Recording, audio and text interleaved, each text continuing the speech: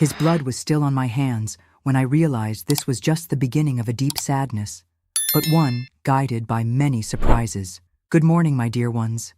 My name is Jacqueline, but everyone here calls me Grandma Jackie. I'm 72 years old, and I'm here to tell a story I've kept buried deep in my soul for almost 4 decades. Born and raised in small-town Kentucky in a time when women had no voice or say. Today I live in Nashville, where I rebuilt my life after everything I'm about to tell you. Before I start this story I've never told anyone, I want to thank you all who found this channel. If you're enjoying it, please hit that like button and subscribe so you don't miss the upcoming stories from this old lady. Tell me in the comments what part of America you're watching from. I love imagining all the different corners this video will reach, and that warms my heart. I was born in 1951 in a small farmhouse in rural Kentucky. My father, Sebastian, worked the land, growing corn, beans, tobacco.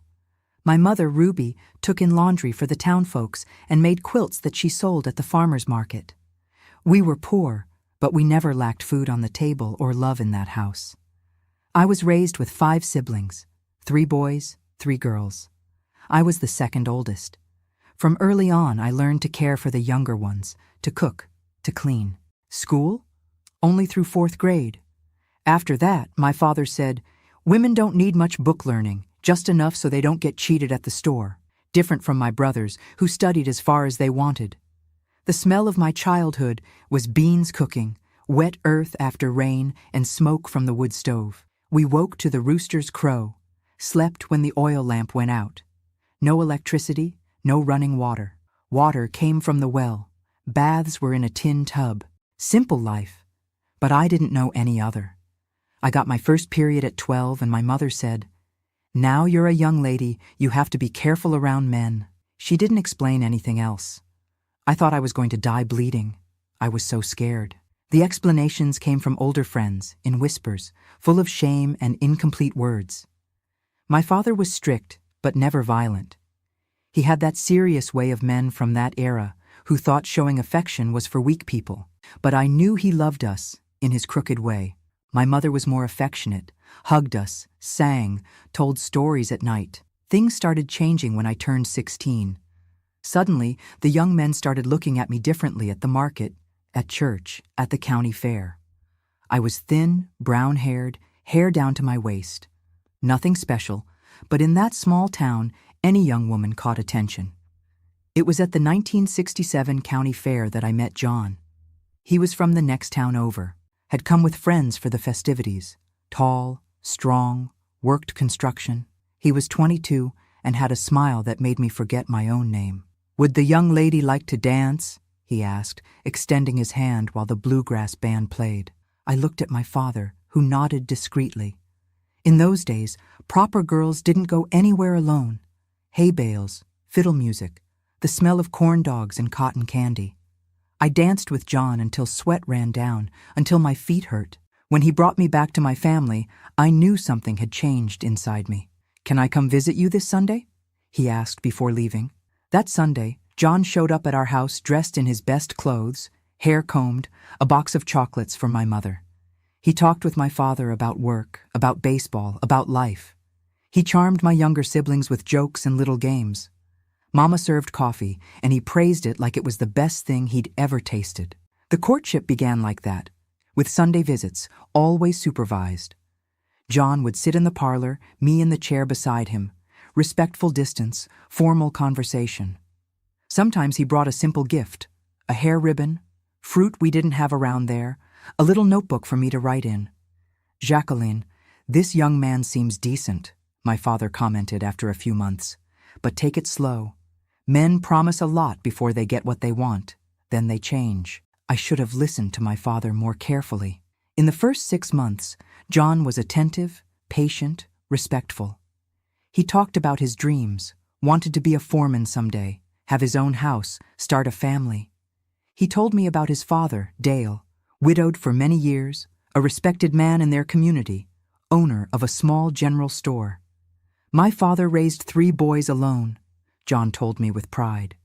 "Never wanted to marry again. Said no woman could replace my mother." I thought this respect for his mother's memory was beautiful. Little did I know what this story was hiding. I met Dale the day John took me to meet his family. It was Sunday. I had made a cornbread to please them. Dale was an imposing man, taller than John, graying hair, big, calloused hands. He had that penetrating gaze that seemed to see right through people. "So this is the girl who's been occupying my son's mind?" he said, looking me up and down. I felt a shiver. It wasn't the look of a father-in-law meeting his daughter-in-law.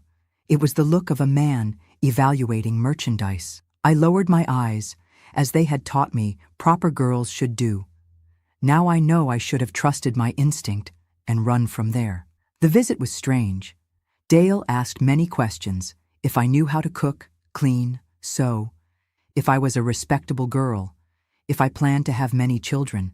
John looked embarrassed, but didn't challenge his father. His brothers seemed used to this behavior, almost bored. "Dad, she's a good girl," John tried to intervene at one point.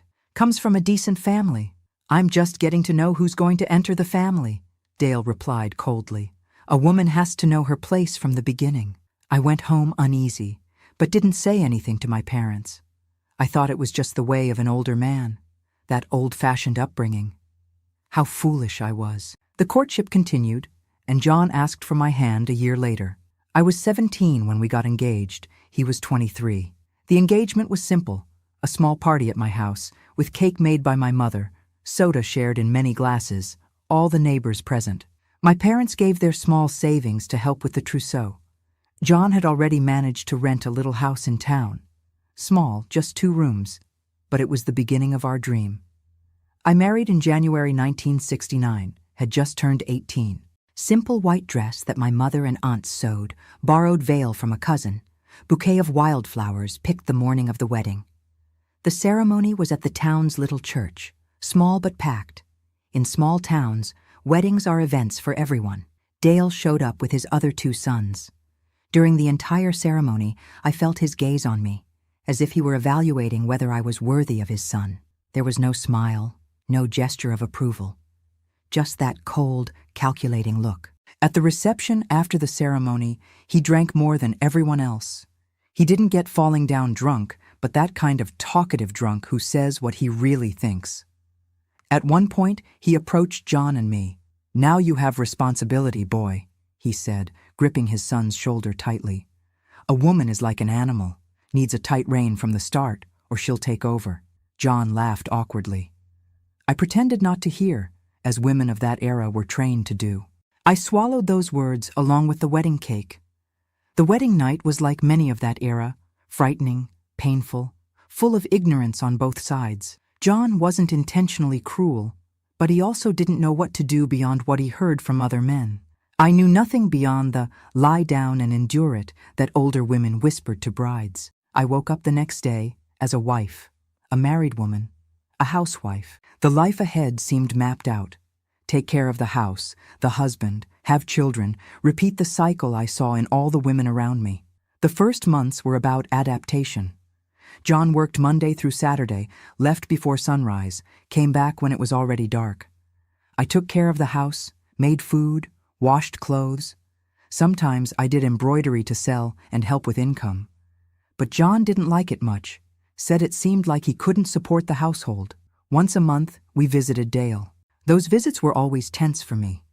He examined his son's house with a critical eye, ran his finger over furniture looking for dust, looked at the pots to see if they were well scrubbed. "You can tell a woman by the kitchen she keeps," he'd say, as if I weren't present. When John wasn't around, Dale made comments that left me uncomfortable. "A good wife would have already given me a grandson to hold," or, "You're too thin like that, men like some meat to grab." I swallowed everything quietly. He was my husband's father, deserved respect. That's what they had taught me. Besides, I was afraid of him. Afraid of that look, those big hands, that authority he imposed. Things started getting strange when I got pregnant at the end of 1969. John was radiant, treated me like I was made of crystal.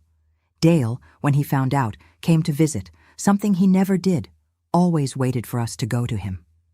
"Now you're finally a complete woman," he said, looking at my still flat belly. "I hope it's a boy. There are already too many women in this world." The pregnancy was difficult. Constant nausea, weakness, pains that came and went. The town doctor said it was normal, that I was very young and my body was adapting. John worried but needed to work. I spent most of those months alone, dealing with the discomfort as I could. Dale started showing up more. He brought things for the baby. A wooden crib he made himself, little clothes he had saved from his sons, a rocking horse in case it was a boy. Always when John wasn't there. Always with that look that bothered me. "A pregnant girl needs care," he said. "My son works too much, can't always be here." On one of those visits, in the 5th month of pregnancy, he brought a bottle of homemade wine. "For strength," he insisted when I refused. "Pregnant women need strong blood." I accepted a small glass so as not to seem ungrateful. The taste was strange, too strong. 2 hours later, I started feeling intense pains, bleeding. Dale had already left. I screamed for help until a neighbor heard. I lost the baby that night. The doctor said it happens, that many women lose their first. Nobody questioned the wine, not even me at the time. Only years later, remembering, did the pieces fit together. John was devastated, but recovered quickly, the way men do. "We'll try again," he said. "God knows what he's doing." Dale came to the baby's funeral with a solemn expression, but his eyes showed no sadness. There was almost relief. It was after that I noticed the change in John. It started slowly, small complaints, criticisms of the food seasoning, of how the house was arranged. He started drinking more, coming home later. At first it was comments, then came the shouting. The first slap came when I asked where he had spent the night. Hard, across the face, throwing me against the wall. "My woman doesn't question me," he said through gritted teeth. "Learn your place." I cried all night in the bathroom, with a cloth in my mouth so he wouldn't hear. In the morning, John acted as if nothing had happened. I also pretended, like so many women before me. That slap opened the door for others. Soon came pushes, then punches. Always when he drank too much, always followed by repentance the next morning. Flowers picked on the way home, promises of never again, rare masculine tears that convinced me he really felt sorry, and I forgave. Because that's what women did. Because I had nowhere to go. My parents had died in a car accident 6 months after my wedding. Because I believed that love was like that, with good and bad parts. Dale knew, I'm sure he knew. During visits, he looked at my bruises, poorly disguised with long clothes, even in the heat, with the thick face powder I used to cover the marks. "A woman has to know how to please her husband," he commented, smiling sideways. "When she doesn't please, she gets corrected." In 1972, I got pregnant again. This time, John reduced his drinking, the aggressions stopped temporarily. Dale kept his distance during those months, which brought me relief. The pregnancy was calmer than the first, and in October of that year, our daughter Mariana was born. Beautiful, perfect, with her father's eyes and my dark hair. John was disappointed it wasn't a boy, but soon was enchanted by his daughter. Dale didn't even want to hold his granddaughter when we took her to meet him. "Girls are just trouble," he said, barely looking at the baby. "Another mouth to feed that brings no return." With Mariana, I found new strength. I no longer allowed John to hit me in front of her, even when she was just a baby. He respected that, took his explosions to another room, but they continued happening. Our life went on like this for 2 more years. John working, drinking, alternating between loving husband and aggressor. Me taking care of the house, the daughter, trying to be invisible when I felt the storm coming. Dale visiting us monthly, always with those looks, those comments, that way that made me want to lock all the doors. It was in 1974 that everything changed forever. John had just turned 29, I was 23, Mariana was almost 2. It was a Friday, like any other. John left for work in the morning, promising to come home early to take Mariana to see the fireworks at the town festival. The day passed, night fell, no John. It wasn't uncommon. Many times he went from work straight to the bar. But he had promised his daughter, who waited anxiously, dressed in her party dress. When the clock struck 9 at night, I put Mariana to bed, promising that Daddy would take her to see fireworks the next day. She fell asleep crying. At midnight, there was a knock at the door. It was John's friend, Tom. Pale face, trembling hands. "Jacqueline," something happened. There was an accident at the construction site. Tom's words seemed to come from far away, as if he were speaking underwater. Scaffolding broke. John fell from the 3rd floor. My world collapsed in that instant. I don't remember exactly how I got to the hospital. I know a neighbor stayed with Mariana. I know I cried the whole way in Tom's truck, praying every prayer I knew. But when I got there, John was already gone. Had no chance, the doctor said. Instant death. He didn't suffer. As if that were consolation for a 23-year-old widow with a small daughter. I looked at that body covered with a white sheet and didn't recognize the man I had shared 5 years of my life with. His face was different, deformed by the fall, but the hands were the same, hands that caressed me and also hurt me so many times. I cried for everything, for the John I met at the county fair, for the loving father he sometimes managed to be, even for the aggressor who repented in the morning. I cried for the future we wouldn't have, for the promises he made on good days, that everything would get better. In the days that followed, I lived in a state of shock. The funeral was quick. We didn't have money for anything elaborate. Dale organized everything, paid the expenses. He seemed too controlled, as if he were burying a stranger, not his own son. Life goes on, he said at the cemetery, while the coffin was lowered into the earth. You and the girl can count on me. At that moment, his words seemed kind. A safe harbor when I was drowning. Little did I know what that offer really meant. I went back home with Mariana, to the deafening silence, to the corners that still held John's smell, to his clothes on the line that I had washed the day before. Life had been hard beside him, but at least I wasn't alone. Now it was just me and my daughter in the world. I had no job, no money saved. John never allowed me to work outside, and the little I earned with embroidery barely paid for material to make more. The rent was due in a week, and the landlord had already come to give his condolences and remind me that business is business. That's when Dale showed up with a proposal. Come live with me, he said, sitting in my living room 3 days after the funeral. The house is big, has a spare room since the boys left. Mariana will have better conditions than in this place. I hesitated. Something about the offer caused me discomfort, the same shiver I felt when I met him. But what else could I do? Go back to Kentucky? I had no family there anymore, no close friends after being away for so long. It would just be until I can get a job, get established. Of course, he replied too quickly. Just until you recover from this blow.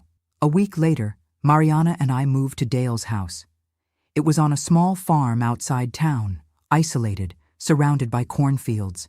The house was simple but spacious, 3 bedrooms, large living room, kitchen with wood stove, big yard with chickens and a milk cow. The general store he managed was in the front part of the property, facing the main road. The first days were calm. Dale left early for the store, came back for lunch that I prepared, then returned to work until nightfall. He was polite, kept respectful distance. He spent little time with his granddaughter, but didn't show the aversion of the first meetings. I kept the house in order, cooked, washed, ironed. Mariana played in the yard, enchanted with the animals, with the space she had never had before. Gradually, the pain of loss gave way to routine, to the need to move forward. I started looking for work. I asked the store customers, offered sewing and embroidery services. It was little, but I started saving some money hidden in a cookie tin, saving for our new beginning. Changes in Dale started in the first month. Subtle at first. A lingering look during dinner, a strange compliment about how the dress marked my body.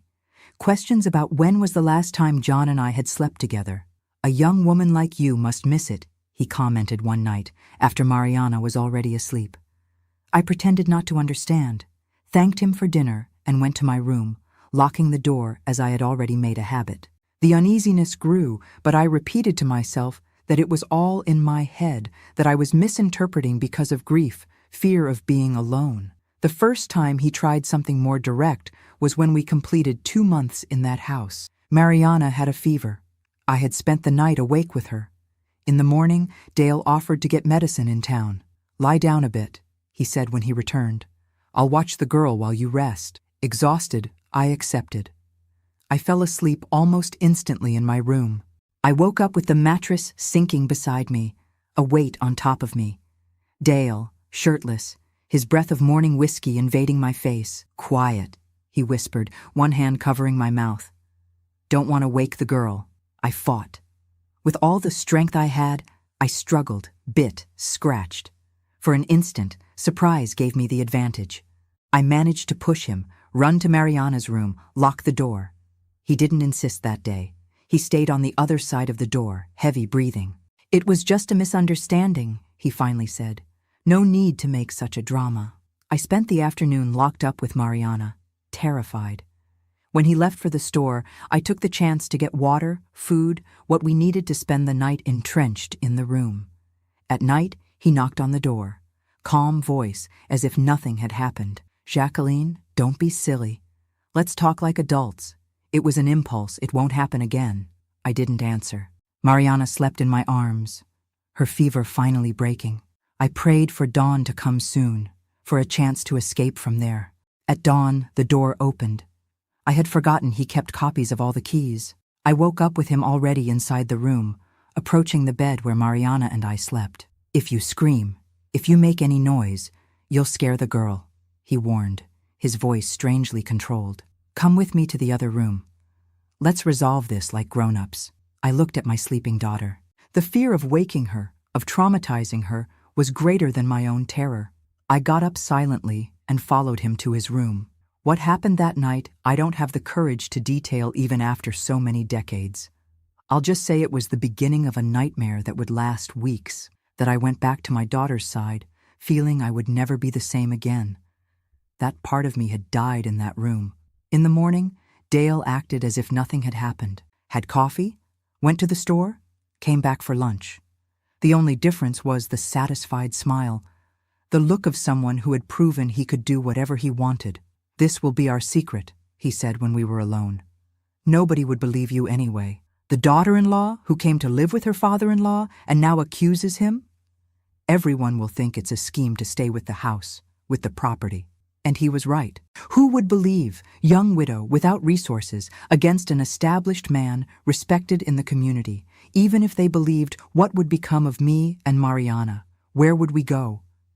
I started barricading the bedroom door with chairs, tables, everything I could find. But he always found a way.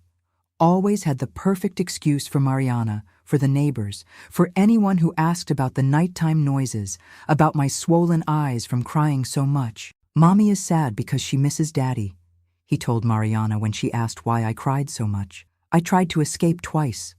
The first time, he found me on the road, Mariana in my arms, our small bundle of clothes on my back. He brought me back by force, the girl crying without understanding. "Try again, and the girl stays with me," he threatened when we were alone. "I can get custody. I have friends, money for a lawyer. You have nothing." The second time, I managed to get to the bus stop. I was getting on the bus to Nashville when he showed up with the town sheriff. "This is my daughter-in-law," he explained to the man. "She hasn't been right in the head since my son died.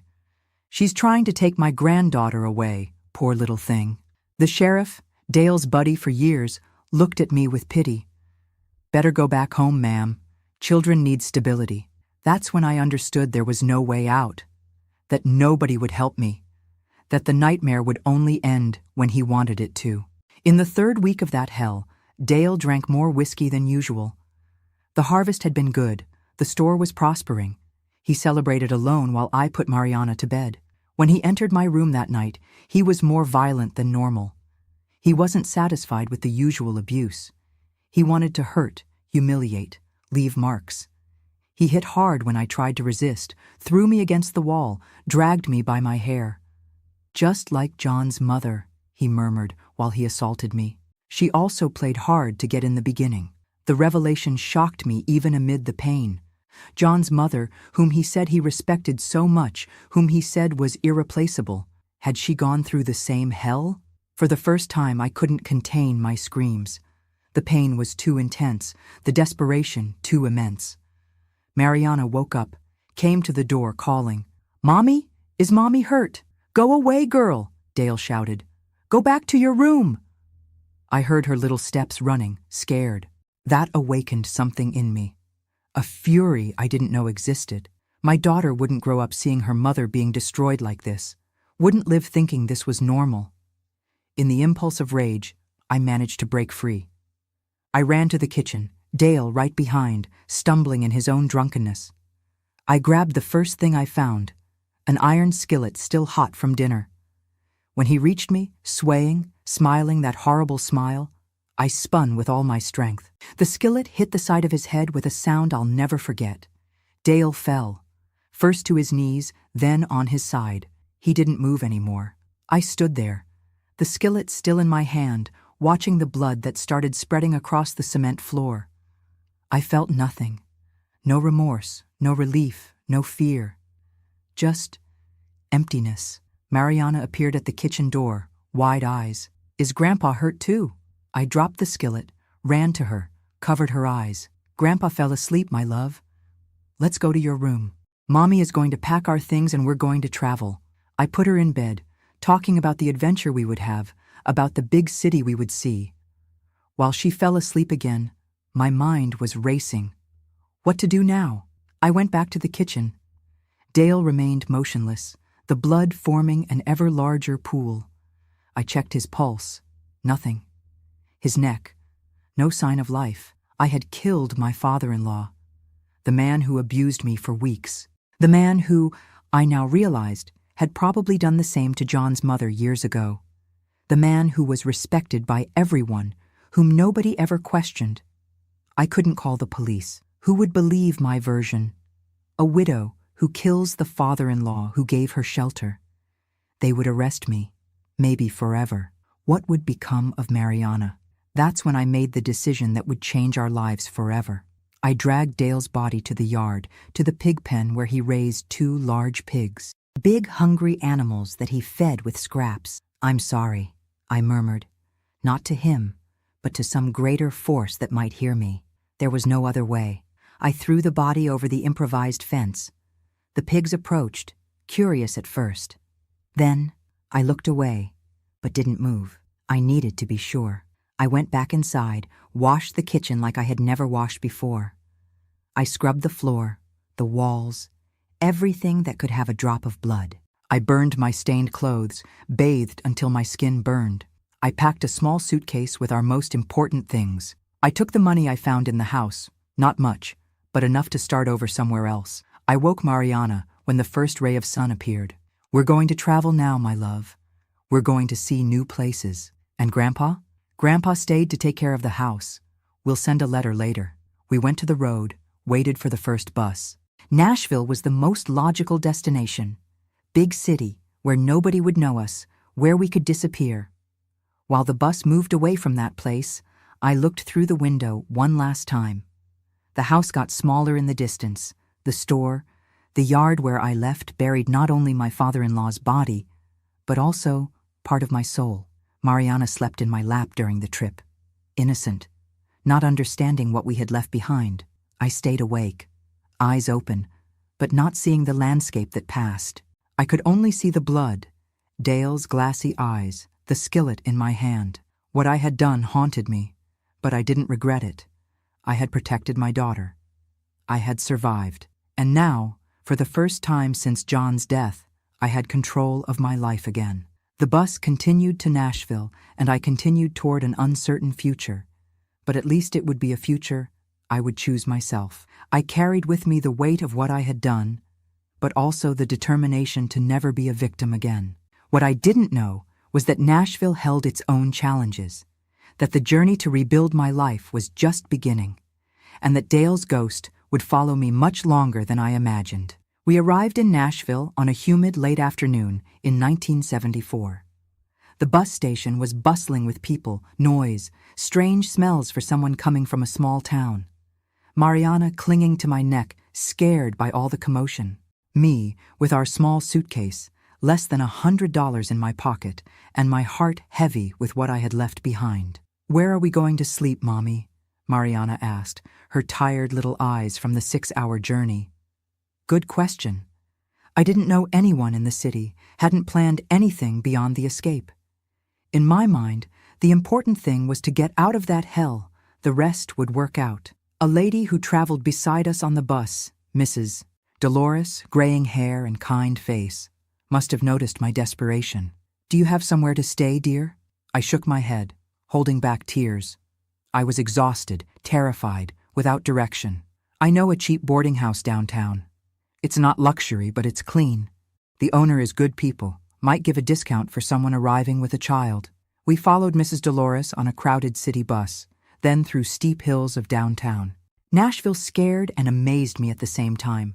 Tall buildings, some majestic, others falling apart. Music coming from everywhere, people on sidewalks, at windows, on corners. So different from the quiet small town I knew.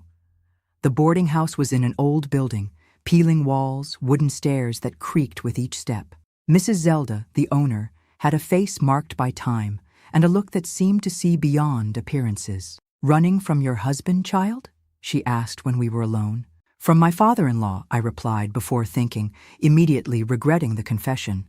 She nodded without asking for details. "Very common. More than people imagine or want to admit." The room was tiny. A single bed, a mattress on the floor, a wardrobe that didn't close properly. But it had a window that caught the breeze from the Cumberland River and was clean. For someone carrying the weight I carried, it seemed like a palace. The first days were about adaptation. Nashville was a world apart. The constant heat, the humidity, the accelerated pace, the different language that sometimes I barely understood. Mariana adapted faster, fascinated with the colors, sounds, movement. Mrs. Zelda helped me find work at a sewing factory downtown. Paid little, but at least it was legitimate employment. I got up at 5 in the morning, left Mariana with Mrs. Zelda herself, who charged a pittance to watch her, and took 2 buses to the factory. The work was exhausting. 10, sometimes 12 hours bent over the sewing machine, always doing the same movements, hearing the deafening noise of machines, breathing fabric dust that covered everything. I came back at night, body aching, fingers pricked by needles, eyes burning. Mariana was already asleep when I arrived. On weekends, I tried to compensate, taking her to walk in the park, to the riverfront, to places that cost nothing beyond bus fare. "You're very reserved, ma'am," Mrs. Zelda commented one Sunday while watching me braid Mariana's hair. "Never talk about the past, about family." "I have no family," I replied simply. "Just me and her." Life continued in a precarious routine, but at least we were safe. Or so I thought, until the 3rd month in Nashville. It was on a hot Sunday in October. We were coming back from the park, Mariana hopping ahead of me, when I saw the newspaper at the newsstand. I didn't usually buy one. Every cent was counted, but the headline paralyzed me. "Store owner missing, police suspect murder." Dale's photo, serious, looking straight at the camera, occupied half the page. I grabbed the newspaper with trembling hands, ignoring the vendor complaining that newspapers aren't magazines to read for free. The story said the community was shocked by the disappearance of the respected businessman, that police were investigating murder suspicion after bloodstains were found in the kitchen.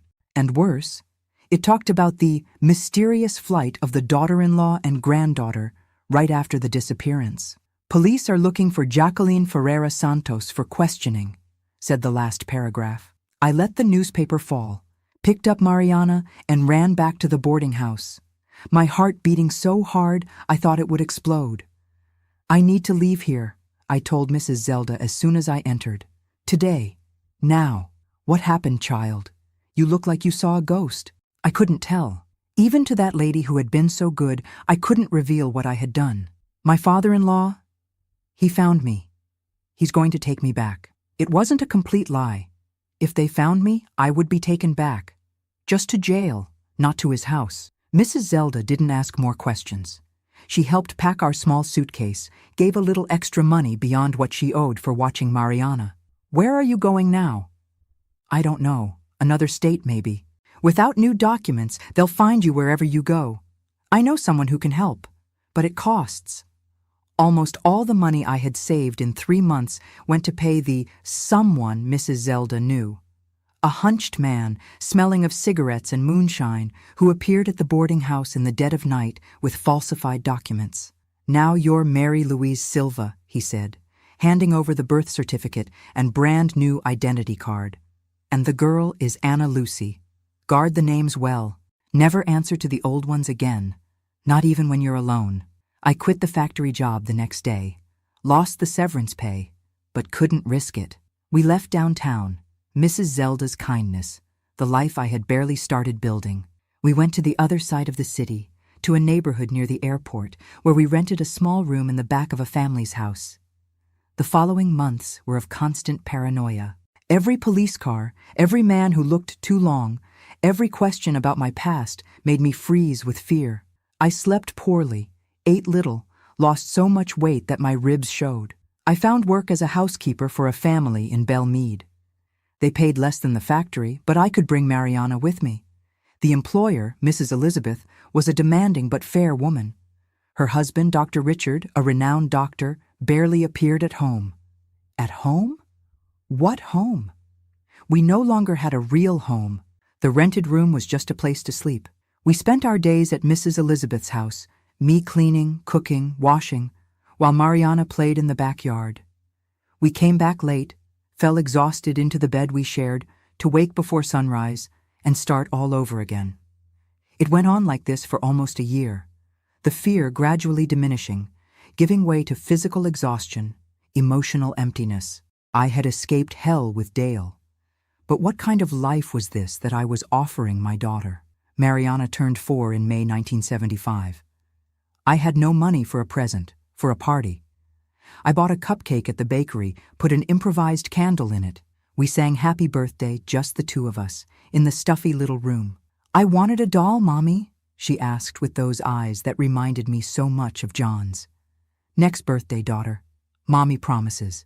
Life continued at this pace for a few more months, until in September, what I most feared happened. I was at the grocery store with Mariana, buying the little our money allowed, when I saw the poster taped to the bulletin board. My face, a hand-drawn sketch, but recognizable. "Wanted for murder," in bold letters, and a reward for information.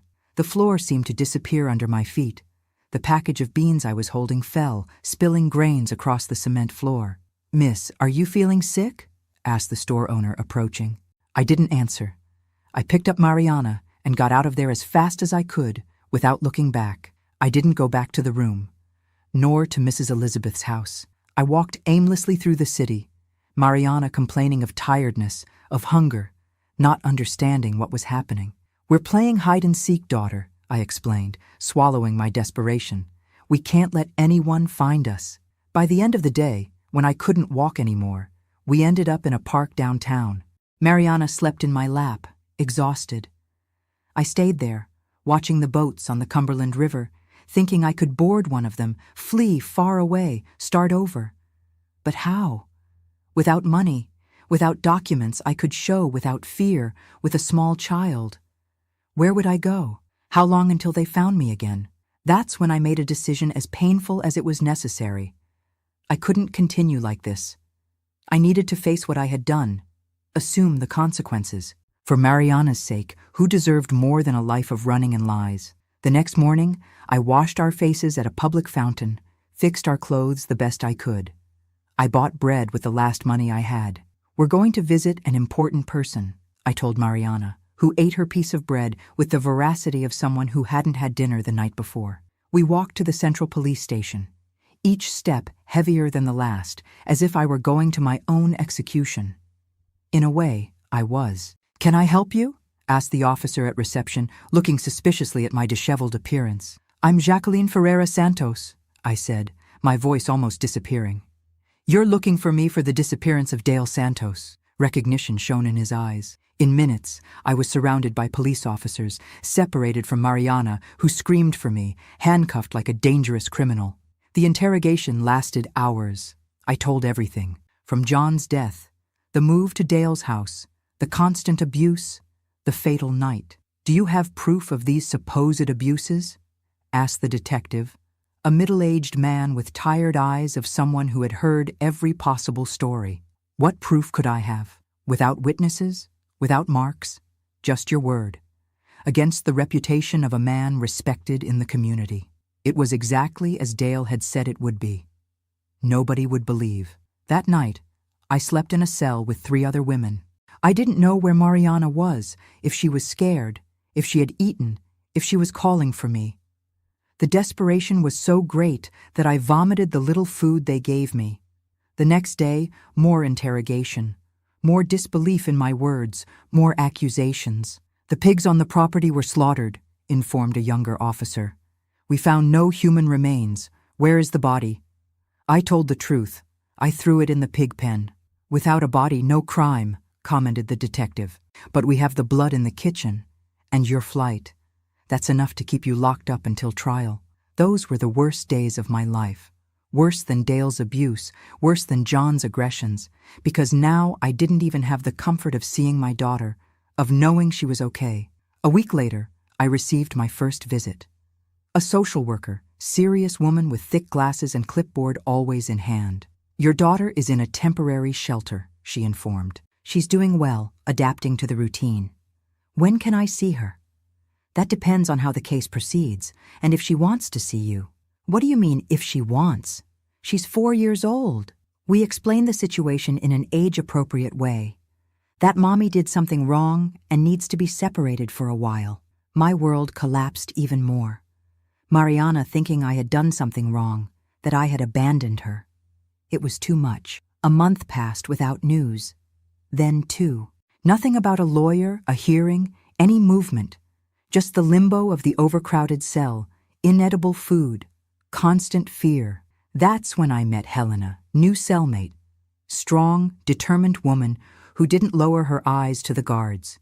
She was there for theft, would serve only 3 months. Girl, you're wasting away, she commented on the 3rd day, observing how I barely touched the food. Like this, you won't last until trial. I told Helena my story. I had nothing to lose. To my surprise, she believed. More than that, she was outraged. What they did to you is a crime, woman. There's an organization that helps women like you. When I get out of here, I'm going to look for them. I didn't believe much. Empty promises were common in jail. Everyone said they would help when they got out. But Helena kept her word. 2 weeks after her release, I received a visit from a lawyer. Angelica, black, afro hair, determined look. She represented a women's rights defense group. Your story is more common than you imagine, she said after hearing my complete account. And we're going to fight for you. With Angelica, things started to change. First, she got authorization for me to see Mariana. The meeting was devastating. My daughter, thin, hair cut short, suspicious look as if she didn't recognize me. You left Grandpa hurt, she said when we were alone in the visiting room. No, daughter. Grandpa was doing bad things to Mommy, hurting me a lot. How do you explain sexual abuse to a 4-year-old? How do you justify what I had done? Angelica also managed to get me transferred to the infirmary. I had severe anemia, was dehydrated, with signs of deep depression. It was in the infirmary that I received the worst possible news. Your husband's brothers filed for permanent custody of Mariana, Angelica informed me on a rainy February afternoon in 1976. They claim you're mentally unstable, that you invented the accusations against Dale. They know what happened. They know how he was. Without proof, it's your word against theirs. And they have financial stability, a structured home. In the eyes of justice, they can't take my daughter, but they could. And they did. The judge granted provisional custody to Robert, John's older brother. The same day, he took Mariana back to Kentucky, far from me, without even allowing me to say goodbye. That was my rock bottom. The moment I lost all hope, all will to continue. The night I learned they had taken my daughter, I tried to end my own life. I saved the pills they gave me in the infirmary, gathered several, swallowed them all at once. It didn't work. A nurse noticed, called for help. They pumped my stomach, tied me to the bed so I wouldn't try again. I spent weeks in that state, without speaking, without eating properly, without the will to live. The only thing that kept me breathing was the distant, almost impossible thought of someday seeing Mariana again. That's when I met Sister Conception, elderly nun who visited the prison infirmary bringing spiritual comfort. She had deep wrinkles around kind eyes and calloused hands of someone who worked their whole life. God doesn't abandon his daughters, she said, holding my hands between hers. Even in the darkest valley, he walks beside you. I didn't believe much. What God would allow all that? John's death, the abuse, the separation from Mariana? But Sister Conception didn't give up on me. She came every day, read Bible passages, just talked when I didn't want to hear the scriptures. Gradually, her constant presence was like timid light entering a dark cave. You need to stay strong, she insisted, to fight for your daughter when you get out of here. When, not if. That little word made a difference. I started eating better, responding to treatment, to believe that maybe, just maybe, there was a tomorrow beyond those walls. In April 1976, I finally had my first hearing.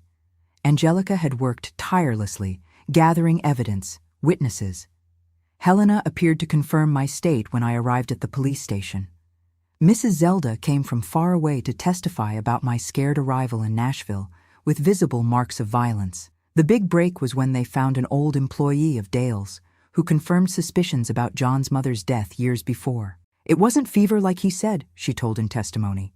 It was him who beat her until she couldn't get up anymore. Still, it was a difficult case. Without a body, with my confession under questionable circumstances, with my escape attempt. The trial dragged on for months, back and forth of documents, expert testimonies, depositions. I remained detained the whole time, now in a common cell again, but at least receiving regular medical treatment. In January 1977, almost 3 years after John's death, I received the sentence, guilty of voluntary manslaughter with mitigating circumstances due to the situation. 6 years in prison with possibility of progression to semi-open regime after serving 1/3 of the sentence. It was both victory and defeat. Victory because they recognized the mitigating circumstances, the history of abuse. Defeat because I would still be years away from Mariana. We're going to appeal, Angelica assured. This sentence is still unjust, considering what you went through. I returned to the cell that day with mixed feelings. I was convicted, yes, but at least I had an end date. I had a horizon, however distant it might be. It was that night, lying on the hard bunk, listening to the nighttime sounds of the prison, that I made another fundamental decision. I would use that time. I wouldn't let the years in prison be just waiting. They would be preparation. I asked to enter the prison education program. I started studying the basics since I had left school so early. Soon I was absorbing everything I could: English, math, history. Sometimes I studied 12 hours a day. I had nothing else to do anyway. I also entered the work program. Sewing, crafts, cleaning. I accepted anything that reduced my sentence and allowed me to save some money. Time passed like this, between books and work. I saw Mariana only twice a year, when Robert brought her for mandatory visits by court order. She grew before my eyes in leaps, each time more distant, more strange. At 6 years old, she already called me Aunt Jackie instead of Mom. In 1979, after serving just over 2 years, I got progression to semi-open regime. I could leave during the day to work, returning to sleep in prison. Sister Conception, who had never abandoned me all this time, got me a job at the convent laundry. It was the first breath of true freedom in years. Walking the streets, feeling the sun, seeing the river again. Even having to return to the cell at night, it was like being reborn. In 1981 came conditional freedom. I would leave prison definitively, although I still needed to report regularly to justice. Sister Conception, angel that God placed in my path, offered a room in the back of the convent in exchange for work in the kitchen and laundry. I left prison on a March morning. I was 30 years old, but felt like I had lived a century. My hair already showed white strands, my body marked by hard life, my eyes carrying the weight of everything I lived. But I was alive, and free, and determined to recover what remained of my life, mainly to recover my daughter. Freedom has a smell, you know? That March morning in 1981, when the prison gates closed behind me, I breathed deeply the street air. It smelled like river breeze, bread coming out of the corner bakery oven, possibility. I was thin, with my first gray hairs at 30, and carrying only a plastic bag with the few clothes I had. Sister Conception waited for me outside, her white habit immaculate contrasting with my faded gray dress. Without saying anything, she hugged me. It was the first genuine hug I received in years. "Let's go home," she said. And that word, home, sounded strange to my ears. I had no home. I had almost nothing, except a fierce determination to get my daughter back. The convent of the Sisters of Charity was in a simple neighborhood on the outskirts of Nashville. Old construction with thick walls that kept the interior cool, even in the intense heat of Tennessee summer. My room was small, Spartan, a narrow bed, a wardrobe, a small table with a Bible. After a prison cell, it seemed like a palace. "You can stay as long as you need," explained Sister Conception, "in exchange for help in the kitchen and laundry. When you're ready, we'll help you find another place." I established a routine.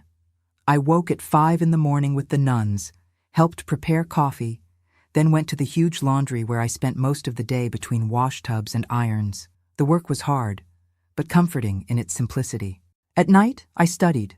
The nuns had a small library and encouraged me to continue the education I started in prison. My goal was clear. I needed financial and emotional stability to have any chance of getting Mariana back. I knew it wouldn't be easy. Robert and his wife Carmen had raised my daughter for almost 7 years now. She was 11 years old and probably saw me as a stranger. Maybe even as the bad woman who hurt Grandpa, as they told her. A month after my release, I received the first visit from Angelica, my lawyer. Her afro hair seemed even more voluminous, her smile even more determined. "I found a way to get at least regular visits," she explained, spreading documents on the convent kitchen table. "They can't prevent the mother's right, even with your parole. We're going to file a legal petition." It took 3 months of legal battle. Robert hired expensive lawyers, claimed I was dangerous, unstable, that I would traumatize the girl. But the judge, a middle-aged woman with understanding eyes, decided in my favor. I would have the right to bi-weekly visits on Sundays, for now always supervised by a social worker. The first meeting was at a Nashville park. Neutral place, they said. I arrived an hour early, too nervous to stay still. I fixed my best dress, bought at a thrift store with my first savings, put on lipstick, pinned my hair. I wanted to seem normal, stable, trustworthy. When I saw Mariana getting out of the car with Robert, my heart almost stopped. She was so grown up, so different from the little girl I kept in memory. Long hair now, school uniforms instead of the simple dresses I used to sew. A preteen, no longer a small child. "Hi," she said when she approached, voice without emotion, eyes evaluating me as if I were a stranger. "Hi, my love, I missed you so much." I made a motion to hug her, but she backed away. Of course she would back away. To her, I was just a woman who appeared twice a year for tense and uncomfortable visits. The social worker, gentlewoman of about 40, suggested we go for ice cream. We sat on a bench, ice cream melting in the heat, talking about superficial subjects. School, friends, the dolls she collected. "Uncle Robert and Aunt Carmen are taking me to Disney World on vacation," she told, a sparkle of excitement in her eyes. I swallowed hard. I could never give her something like that, not even in dreams. When visiting time ended, Mariana hesitated before leaving. For an instant, I thought she was going to hug me. But she just waved and ran back to the car, where Robert and Carmen waited. Well-dressed, successful couple, perfect for raising a child. Different from me, ex-convict working at a convent laundry. I cried the whole way back. But I didn't give up. At the next meeting, I brought a present, a handmade bracelet I made in my spare time.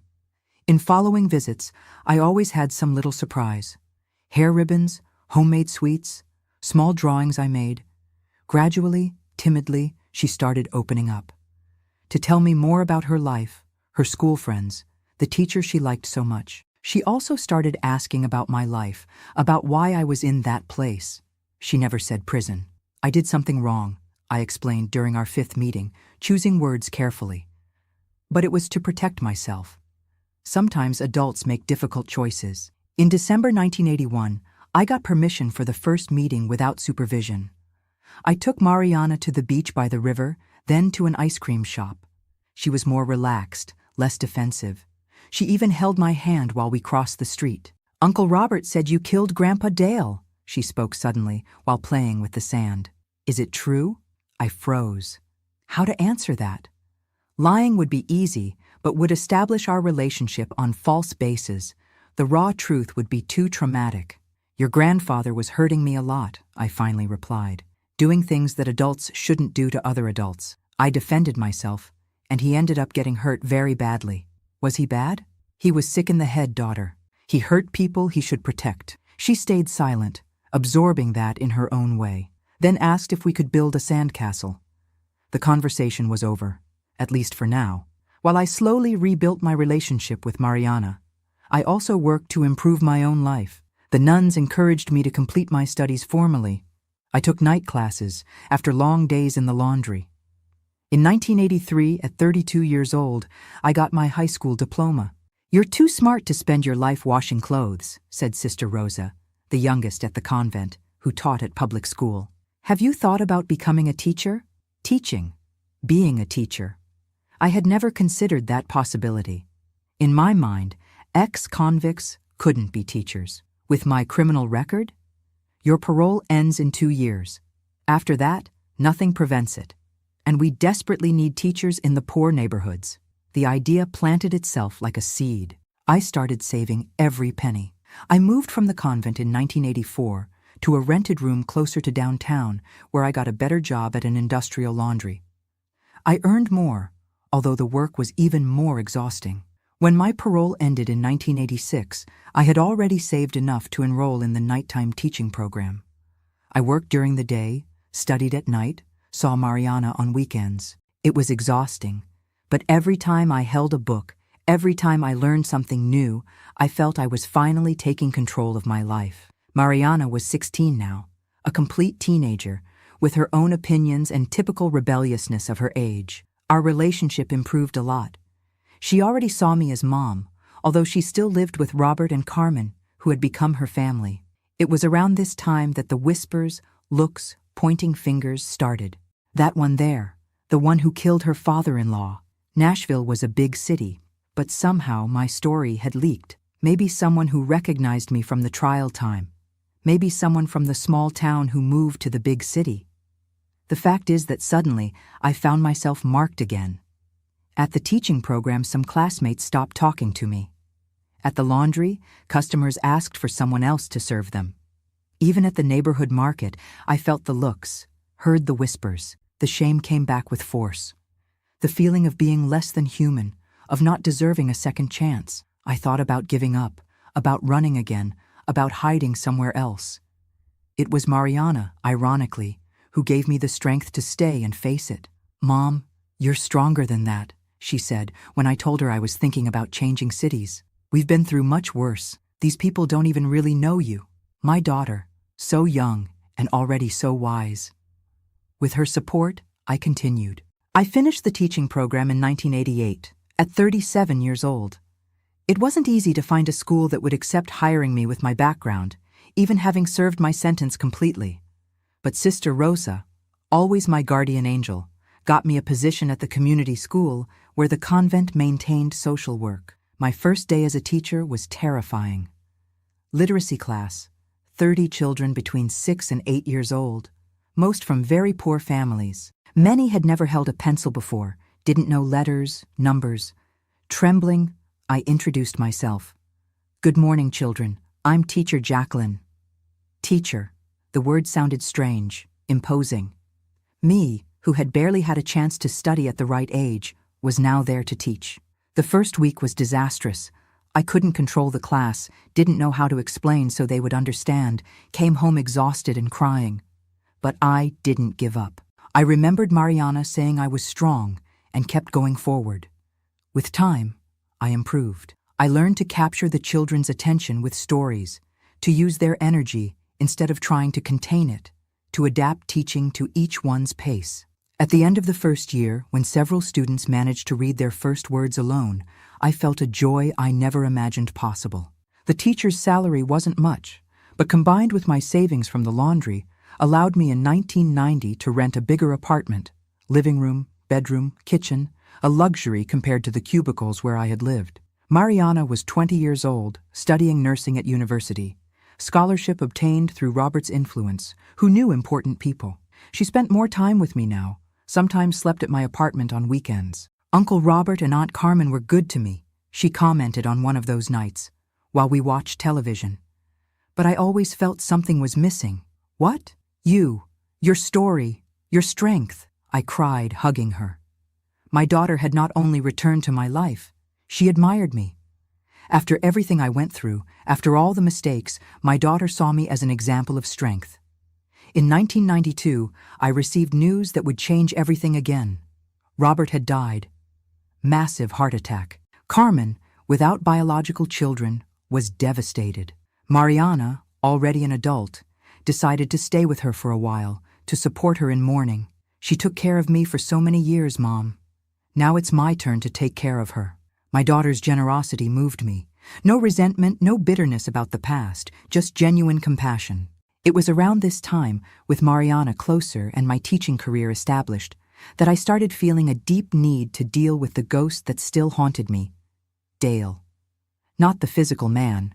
He was dead and buried, by my own hands. But what he represented. The trauma, humiliation, guilt I still carried. No matter how much I had rebuilt my life, I still felt dirty inside, marked forever by what he had done to me. And by what I had done to him. I decided to seek help.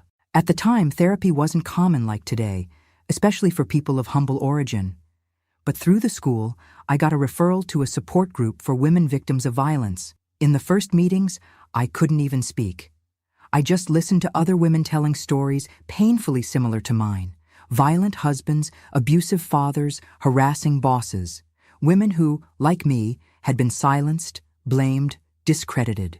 For many, justice will never come through the legal system, said the psychologist who coordinated the group. Our justice needs to be internal, refusing the role of permanent victim. It was a revelation. I still saw myself as a victim, first of John, then of Dale, then of the system. I still believed, deep down, that my value had been destroyed by them, that I would forever be marked, diminished. In 1994, with the group's encouragement, I made the decision to write my story, not to publish, not to show anyone, just to exorcise the demons, to give voice to the woman who was silenced for so long. I bought a thick notebook, hardcover, and started recording everything. Childhood in Kentucky, marriage to John, Dale's abuse, the escape, prison, reconstruction. I wrote at night, after classes, many times crying so much that tears blurred the pen ink. It was a painful but healing process. With each page filled, I felt like I was draining poison from my body, like I could finally choose how that story would be told, not by the version of the men who hurt me, nor by the system that punished me, but by my own voice. When I finished the notebook 6 months later, I did something symbolic. I took it to the riverbank one August dawn. Alone on the grass, under the sky still dark, I read each page aloud, as testimony to the universe. Then I set fire to the notebook and watched the ashes fly over the water. You have no more power over me, I said aloud, thinking of Dale, of John, of all who tried to diminish me. I'm free now. And at that moment, for the first time in decades, I really felt free. The rest of the 1990s was about stability and growth. I continued teaching, now with enough experience to take more advanced classes. Mariana graduated in nursing, got a job at a public hospital. In 1997, she gave me the greatest gift of all, my grandson, Gabriel. I want you to be an important part of his life, she said, placing that newborn bundle in my trembling arms. For him to grow up knowing your story, your strength. I held that child with reverence, marveled at how life comes full circle.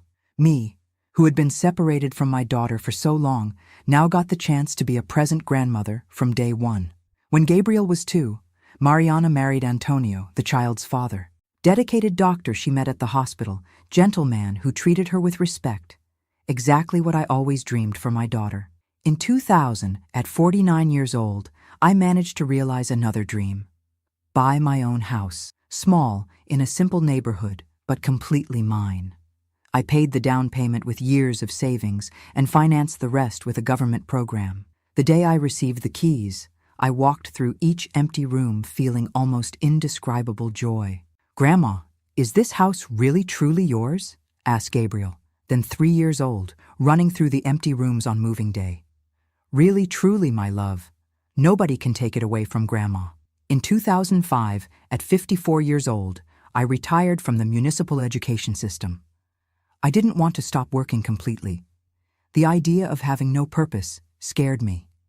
I started giving private literacy classes for adults at home, charging what they could pay, many times just exchange for services or food. It was around this time that I noticed the first significant change in how the community saw me.